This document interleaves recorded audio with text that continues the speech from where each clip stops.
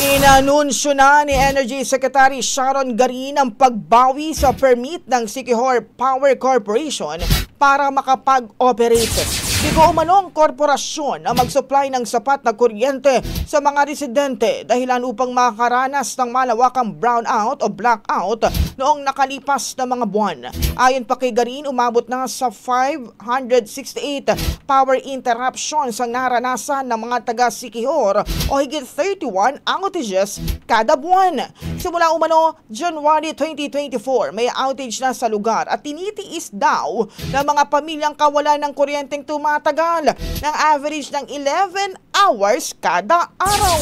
Samantala, personal na isinilbi ni Energy Regulatory Commission Chairman Nino Juan ang closure order sa SIPCO.